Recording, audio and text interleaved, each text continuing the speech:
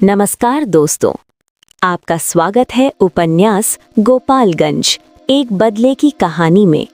और आज सुनने जा रहे हैं एपिसोड 6 कुछ तो है। पिछले एपिसोड में हमने देखा कि अर्जुन डेविड को पकड़ने की पूरी तैयारी कर चुका है और अग्रवाल को अरेस्ट करने का वारंट भी मिल गया है। उधर दुबे 108 का कंटेनर रेडी रखा है, मुखिया भी तैयार है और अशोक भी सुनीता के बारे में सोचते हुए उसके सपने में सो चुका है। अब आगे रोज की तरह सुबह में प्रियंका के मोबाइल का अलार्म 6 बजे बजने लगा और उसकी आंखें खुली। अलार्म ऑफ करने के बाद रोज की तरह भगवान जी का प्रार्थना किया। उसकी आदत थी सुबह उठकर आज क्या क्या करना है वो याद करती थी। तभी उसे याद आया कि आज कॉलेज जाने के बजाय घूमने जाना है। उसने अपना मोबाइल उठाया और सुनीता को फोन लगाया, पर उधर से फोन रिसीव नहीं हुआ। प्रियंका सोचने लगी कहीं सुनीता ने घूमने का प्रोग्राम कैंसिल तो नहीं कर दिया। अब कॉलेज नहीं जाना तो इतना जल्दी उठ के भी क्या करूंगी, थोड़ा और सो लेती हूँ। प्रियंका ये सब सोच ही रही थी कि तभी सुनीता का फोन उसके मोबाइल में आता है। हालांकि प्रियंका का मोबाइल साइलेंट में था तो सिर्फ वाइब्रेट हो रही थी। प्रियंका ने फोन रिसीव किया और उधर से सुनीता की आवाज आई, गुड मॉर्निंग डार्लिंग। प्रियंका धीमी आवाज में, गुड मॉर्निंग, आज का प्लान है ना या कैंसिल हो गया? सुनीता, कैंसिल क्यों होगा रे, तू रेडी हो जा जल्दी से, 8 बजे तक घर से निकल जाना है, ठीक है? प्रियंका, ओके मैडम जी, ठीक है, बाय कहकर फोन कल काट दिया और अपना रोज के काम में लग गई। सुनीता ने थोड़ा सोचा, फिर अपना फोन का मैसेज खोलकर अशोक को गुड मॉर्निंग टाइप कर मैसेज भेजा। थोड़ी देर इंतजार किया पर कोई रिप्लाई नहीं आया और कुछ देर रुका, पर जब कोई जवाब नहीं आया तो कुछ सोचकर अशोक के नंबर पर कॉल लगा दिया। उधर फोन का रिंग बजते ही धड़फड़ाते हुए अशोक वॉल पर लगी बड़ी सी घड़ी का टाइम देखा जिसमें 6:30 बज रहा था और फिर अपना मोबाइल देखा और उसमें उसके जान का फोन देखकर एक झटके में नींद टूट गई और तुरंत फोन रिसीव कर सुबह सुबह वाली भारी आवाज में कहा, हाँ सुनीता बोलो। सुनीता भी प्यार भरी धीमी आवाज में कहा, गुड मॉर्निंग अशोक जी, लगता है जनाब का नींद पूरा नहीं हुआ है। और मीठी हंसी की आवाज ठहकाई, अशोक ऐसा नहीं है, रात को 4 बजे तक नींद ही नहीं आ रही थी, फिर अचानक कब आंख लगा पता ही नहीं चला। अच्छा अभी मैं फटाफट निकलने की तैयारी करता हूँ वरना लेट हो जाएगा। सुनीता, ठीक है सर, ओके बाय। मीठी सी हंसी अपने आप उसके चेहरे पर छा गया। Ashok, okay bye. फोन काटकर बेड पर से नीचे उतर गया और तुरंत उसने अजय को फोन लगाया। अजय, वो जैसे उसी का फोन का इंतजार कर रहा था, एक ही रिंग में उसने अशोक का फोन उठा लिया। हाँ भाई अशोक, तेरा नींद टूट गया? अशोक, हाँ रे, अभी तेरा भाभी का फोन आया था तो नींद टूटा, तू उठ गया है ना? अजय, वाह भाई, अब सुनीता तुझे उठाता भी है मजाकिया अंदाज में। और हाँ, मैं रोज सुबह 5 बजे ही उठता हूँ। अशोक, ऐसा कुछ भी नहीं है, आज उसको घूमने जाना है इसलिए फ़ोन किया था, वरना उसके नंबर से फ़ोन नहीं आता है। और हाँ, उसको तू नाम से मत बुलाया कर, तेरा भाभी है वो। अजय, हाँ हाँ, मेरा तो भाभी सब का हिसाब ही नहीं है, तू जितने लड़की को पटाएगा वो सब मेरा भाभी ही बनेगा।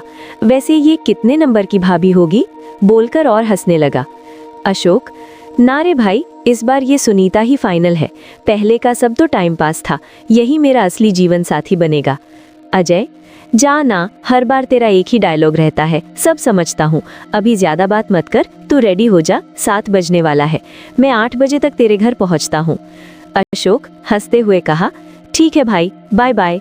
सुबह करीब 7:30 बजे अर्जुन सिंह अपना सरकारी पुलिस का गाड़ी बहुत तेजी से चलाते हुए अग्रवाल शोरूम के बाहर रोकता है। उसके साथ उसके जीप में और 6 पुलिस वाले थे। अर्जुन जीप से उतरकर तेजी से शोरूम के अंदर घुस जाता है। उसके पीछे बाकी के पुलिस वाले सब भी दनदनाते हुए अंदर घुसकर शोरूम का शटर गिराकर अंदर से बंद कर देता है। सुबह का समय था इसलिए वहां लोगों का भीड़ नहीं था। कुछ कर्मचारी लोग थे जो ज्वेलरी सजाने में बिजी थे। उन लोगों को पुलिस का धावा के बारे में कुछ समझ आता उससे पहले अर्जुन सबको चिल्लाकर बोलता है, जितने भी लोग यहाँ हैं जल्दी यहाँ मेरे सामने आ जाए। तब तक वहाँ का मैनेजर निकल कर आता है, उसके पीछे सारे स्टाफ सब रहते हैं। मैनेजर अर्जुन के पास आकर थोड़ा डरते हुए अंदाज में बोलता है, क्या बात है सर, इतना सुबह सुबह इधर आना हुआ? अर्जुन, मुझे आप लोगों का गोदाम देखना है, ये रहा आपका शोरूम के तलाशी का वारंट। बोलते बोलते वो वारंट का पेपर मैनेजर के हाथों में पकड़ा देता है, फिर कहता है, आप हमें ले चलेंगे ना? तभी वहां मौजूद एक पुलिस वाला अपना रिवॉल्वर निकालकर तानते हुए जोर से चिल्लाकर पेमेंट काउंटर के एक तरफ एक लड़के को कहा, रुक जा वरना गोली चल जाएगा। वो लड़का जो हाथ में फ़ोन लेकर किसी को फ़ोन करने का कोशिश कर रहा था, उसके तरफ बंदूक देखते ही वो लड़का अपना दोनों हाथ उठाकर बाकी लोगों के पास डरते हुए आ गया। अब वहाँ मौजूद सारे कर्मचारी का चेहरा खौफ में था। मैनेजर वारंट पढ़कर ठंड में भी पसीना पसीना हो गया था और अपने कोट के अंदर का टाई ढीला करने लगा। अर्जुन ने उस रिवॉल्वर लिए हुए पुलिस से कहा, आप इन लोगों के साथ रहिए ताकि कोई उस्तादी ना दिखाए, और अगर कोई बात ना माने तो ठोक दीजिए। बाकी पुलिस की तरफ इशारा करते हुए कहा, आप लोग मेरे साथ चलिए, और मैनेजर का हाथ पकड़कर अपने साथ शोरूम के अंदर ले गया। मैनेजर डरते हुए एक ही बात दोहरा रहा था, आप लोगों को क्या चाहिए, हमने क्या किया है? अब अर्जुन, उसका टीम और मैनेजर एक बड़े से हॉल के बाहर खड़ा था। अर्जुन जोर से चिल्लाकर बोला, दरवाजे का लॉक खोलो। मैनेजर, सर मुझे माफ़ कीजिए, इसे खोला तो मेरा नौकरी चला जाएगा, बीवी बच्चे वाला हूँ। एक अन्य पुलिस ने कहा, लॉक नहीं खोलेगा तो जान से हाथ धो बैठेगा। मैनेजर डरते हुए लॉक का पासवर्ड लगाया और लॉक खुल गया। अब अर्जुन और बाकी सब वहां अंदर घुसकर कुछ ढूंढने लगे। मैनेजर दरवाजे पर खड़ा होकर रुमाल निकालकर पसीना पोंछ रहा था। उसके सामने एक पुलिस खड़ा था। तभी अंदर से एक पुलिस आवाज़ देता है, सर इधर आइए। अर्जुन दौड़ते हुए आवाज़ की दिशा की तरफ जाता है। वहां पहुंचकर अर्जुन कुछ देखा और जोर से चिल्लाकर मैनेजर को बुलाया। मैनेजर दौड़ते हुए वहां पहुंचा। अर्जुन, ये सामान कहाँ से आया है? वहां एक बड़ा सा कार्टून में बहुत सारे सोने का कृष्ण भगवान का बहुत पुराना मूर्ति सब था। मैनेजर, मुझे नहीं पता ये कैसे गोदाम में आया। मैनेजर का आंख जैसे अब फटने वाला है। अर्जुन, अच्छा तो तुम्हें इसके बारे में नहीं पता और तुम यहाँ का मैनेजर है? अपनी बातों पर जोर देते हुए कहा। फिर कहा, तुम्हारा बॉस अग्रवाल कब आएगा? मैनेजर, अपना सूखा गला को थूक से गीला करके बोल, अभी आते ही होंगे। अर्जुन तुरंत अपनी टीम के सदस्य से कहता है, आप जाकर शटर को उठा दीजिए, बाकी लोगों के बयान दर्ज कीजिए। मैनेजर से कहता है, बॉस को फ़ोन लगा के पूछ कहाँ है और कब तक यहाँ पहुँचेगा। मैनेजर अपने जेब से मोबाइल निकालकर बॉस को फ़ोन लगाता है, पर फ़ोन का रिंग नहीं बजता है। बहुत बार कोशिश करता है पर फ़ोन नहीं लगता है। अर्जुन अपने एक अफसर से कहता है, एक साथी के साथ यहाँ से एक स्टाफ लेकर तुरंत बाहर जाओ, अपना जीप साइड करके बाहर अग्रवाल का इंतज़ार करो। दिख जाए तो मेरे मोबाइल पर कॉल करना, ध्यान रहे वो भागने ना पाए। अर्जुन के निर्देश अनुसार वो अफसर वैसा ही करता है। एक पुलिस और एक वहाँ का स्टाफ को साथ लेकर बाहर जाकर जीप में बैठकर शोरूम से कुछ दूर जाकर एक गली में जीप लगा देता है और अग्रवाल के आने का इंतज़ार करता है। करीब 8 बजने को था। सूरज अब गति से आसमान में अपनी गर्मी छोड़ते हुए ऊपर चढ़ रहा था। भले ही धूप हो, पर सर्दी के मौसम के वजह से धूप की गर्मी मीठी थी। सुनीता पूरे तैयारी के साथ घर से निकलकर घर का लोहे का बड़ा सा गेट बंद कर पीछे देखा, फिर प्रियंका के घर की ओर जाने लगी। वो प्रियंका के घर के बाहर पहुंचकर जोर से आवाज लगाई, ओ प्रियंका, और कितना टाइम लगाएगी, जल्दी निकल। तभी प्रियंका की माँ ने सुनीता को आवाज दी, घर आ जाओ सुनीता, अभी तक महारानी रेडी नहीं हुई है। सुनीता दन के प्रियंका के घर के बाहर का दरवाजा खोलकर प्रियंका के रूम में घुस गई तो देखा कि वो आईने के सामने खड़ी होकर होठों पर लिपस्टिक लगा रही थी। सुनीता चिढ़ाते हुए बोली, टाइम भी देख लो मैडम। प्रियंका हंसते हुए, बस हो गया है मेरा, सिर्फ सैंडल पहनूंगी और निकल जाऊंगी। सुनीता, और नाश्ता? प्रियंका, ना, खाने का मन नहीं है। सैंडल पहनकर बोली, अब चल, 8 बजने वाला है। अंदर से प्रियंका की माँ ने आवाज लगाया, खाना की नहीं खाई, खाली पेट घर से बाहर नहीं जाना चाहिए। प्रियंका ने दबी आवाज में जवाब दिया, मन नहीं है सो नहीं खाया, खाना रख देना, कॉलेज से आकर खा लूंगी। तब तक प्रियंका की माँ आकर बोली, रुक जा 2 मिनट, कहकर किचन की तरफ दौड़ कर गई और एक टिफिन लेकर आ गई। प्रियंका, अब इसमें क्या है?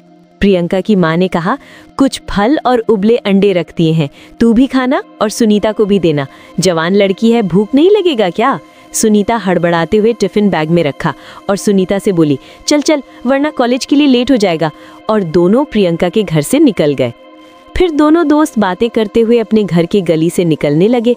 तभी प्रियंका धीमी आवाज में सुनीता से कहने लगा, पता नहीं क्यों डर सा लग रहा है, पहली बार घर में इस तरह झूठ बोलकर निकला हूँ, और चुप हो गई। सुनीता, तू बहुत टेंशन ले रही है, इसमें डरने की कौन सी बात है। कॉलेज के टाइम पर वापस आ ही जाएंगे, किसी को भनक तक नहीं लगेगा।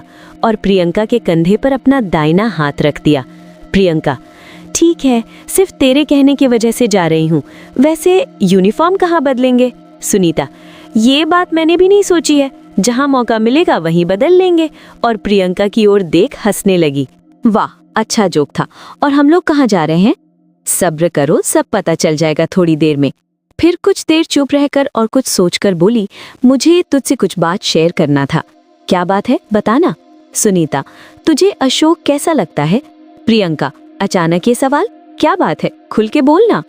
सुनीता, एक्चुअली मैं कल रात से सोच रही हूँ कि अशोक को अब हाँ कर दूँ। लड़का सही और भरोसे का लग रहा है, मेरी इज्जत भी करता है, सब बात मानता है और कभी कोई चीज़ के लिए जोर ज़बरदस्ती नहीं करता। तू बता, अब अगर तू मना करेगी तो आगे नहीं बढ़ूंगा। आखिर में जब तूने सब फैसला कर ही लिया है और अशोक को परख भी लिया है, तो अब मैं क्या बोलूँ। सही है, मुझे भी जीजा मिल जाएगा। तो कब बना रही अशोक को मेरा जीजा? मजाक वाली हंसी के साथ। सुनीता शर्माते हुए, सोच रही हूँ आज ही उसे तेरा जीजा बना दूँ, सही होगा ना? प्रियंका, जब यहाँ तक सोच ही लिया है तो क्या बुरा होगा। तभी सुनीता का मोबाइल वाइब्रेट करने लगा। अपना हैंडबैग का चेन खोलकर मोबाइल निकाला तो देखा अशोक का नंबर से कॉल आ रहा है। फ़ोन रिसीव कर हेलो बोली तो उधर से अशोक का आवाज़ आया, कहाँ हो तुम लोग? हम लोग थोड़ी देर में बस स्टैंड पहुँच जाएंगे। अशोक, ओके, बस स्टैंड से करीब 100 कदम आगे बढ़ के आना, मैं वहीं पर अपना सफ़ेद रंग की बोलेरो गाड़ी में हूँ। सुनीता, ठीक है, बस 5 मिनट में पहुँच रही हूँ, बाय। और फ़ोन बंद कर बैग में डाल लिया। प्रियंका, कौन था फ़ोन पर? अनजान सा बनते हुए। सुनीता, अशोक था, वो हम दोनों का इंतज़ार कर रहा है, वो अपना गाड़ी लेकर आया है। प्रियंका, हम लोग उसके साथ उसके गाड़ी में जा रहे हैं क्या? वो अपनी आंखों को छोटी करके पूछा। अरे तू थोड़ा सोच, अगर हम लोग बस से घूमने जाएंगे तो बहुत टाइम लगेगा और ज़्यादा दूर भी नहीं जा सकेंगे, इसलिए उसके गाड़ी से जाएंगे तो आराम से घूम फिर के टाइम पर घर आ जाएंगे, समझी? बच्चों की तरह प्रियंका को समझाते हुए। ओह, क्या आइडिया है, वाह, सब समझ रही हूँ। तभी बाहर वाला पुलिस बोलता है, सर, अग्रवाल अभी गाड़ी लेकर शोरूम की तरफ जा रहा है। अर्जुन फुर्ती से उन लोगों से कहा, उस स्टाफ को अपने साथ ही रखना और आप दोनों पीछे से उसको कवर करना ताकि वो भाग न सके। फिर वो अपनी कुर्सी से खड़ा हो गया और अपने सभी पुलिसकर्मियों को इशारे से सावधान कर दिया। एक पुलिस को इशारे से बाकी शोरूम के कर्मचारी सबको अंदर एक कमरे की तरफ ले जाने का इशारा किया और खुद शोरूम के दरवाजे के पास एक कोने में खड़ा हो गया। कुछ ही पल में अग्रवाल अपने शोरूम का शीशे का दरवाज़ा खोलकर अंदर घुसा। अग्रवाल साहब दिखने में बिल्कुल शरीफ आदमी लगता है। शर्ट, पैंट, कोट, टाई में क्लीन शेव, छोटे छोटे बाल, छोटी आंखों पर प्लेन चश्मा और हाथ में एक छोटा सा पर्स जैसा बैग हाथ में लिए हुए था। अर्जुन का उपस्थिति उसको समझ में आ गया और बाहर की तरफ जाने के लिए जैसे कदम बढ़ाया, वैसे ही अर्जुन ने अपना पिस्तौल निकालकर उसके पीठ पर लगा दिया और कहा, एक कदम भी बढ़ाया तो गोली चल जाएगा। अग्रवाल अपना दोनों हाथ उठाकर पीछे मुड़ा और कहा, मैं क्यों भागूंगा, आपको मैंने देखा ही नहीं था। इतना सुबह सुबह यहाँ कोई विशेष काम से आए हैं क्या? उसके बातों से ही उसके चालाकी नजर आ रहा था। अर्जुन हंसते हुए कहा, बहुत चालाक समझते हो क्या खुद को? अच्छा, वो उंगली से दिखाते हुए, ये सब कृष्ण जी का मूर्ति कहाँ से मिला है तुम्हें? अग्रवाल हकलाते हुए, इसके बारे में मैं कुछ नहीं जानता, और ये कहाँ से हमारे यहाँ आया? उसकी बातें और उसके चेहरे पर आने वाले भाव बिल्कुल मेल नहीं खा रहे थे। अर्जुन, ठीक है।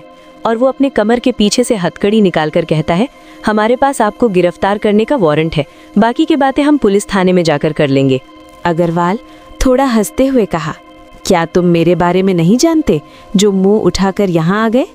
अपने आला कमान से बात कर और बताओ किसके पास आए हो, खुद समझ जाओगे। अर्जुन, हमारे पास ज़्यादा टाइम नहीं है, आप सीधे तरीके से चलेंगे तो हम सबके लिए अच्छा होगा। इतना कहकर अग्रवाल के हाथ में हथकड़ी लगा दिया।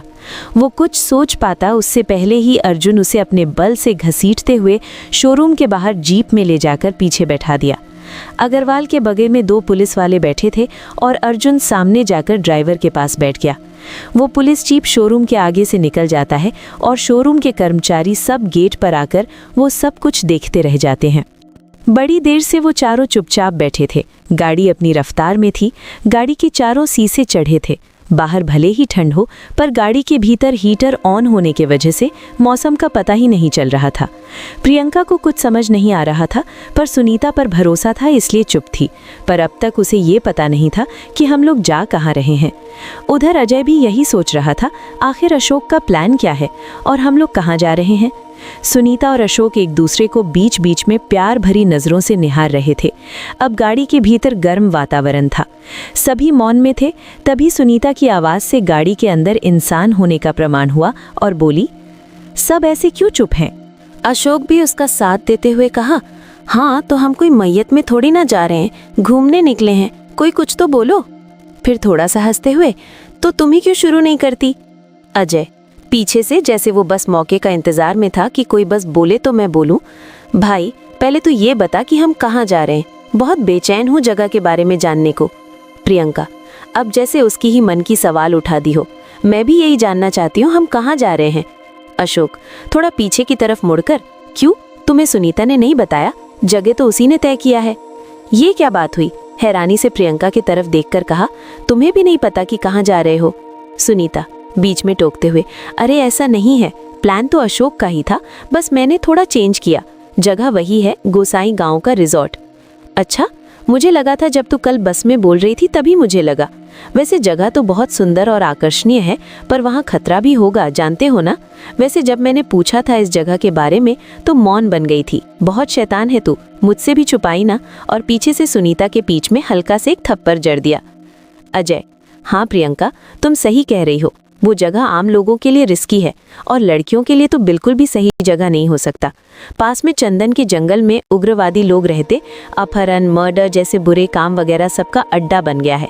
फिर अशोक के कंधे पर हाथ रखकर कहा, वहाँ जाना सही नहीं होगा अशोक। हाँ वो सब ठीक है, पर रिजॉर्ट तक जाने में कोई खतरा नहीं है, वहाँ पर विदेशों से पर्यटक भी आते जाते हैं। मुझे डर लग रहा है, कहीं कुछ गलत ना हो जाए। कुछ महीने पहले सुना था कि वहाँ रिजॉर्ट के पास बहुत सारे लोगों का लाश मिला था। ऊपर से वहाँ पर चंदन के पेड़ों का तस्करी करने वाला डाकू, मोस्ट वांटेड लिस्ट वाला सब वहाँ आना जाना करता रहता है। बहुत खतरनाक जगह है, सोच समझ के जाना। ऐसा कुछ भी नहीं है, बी पॉजिटिव।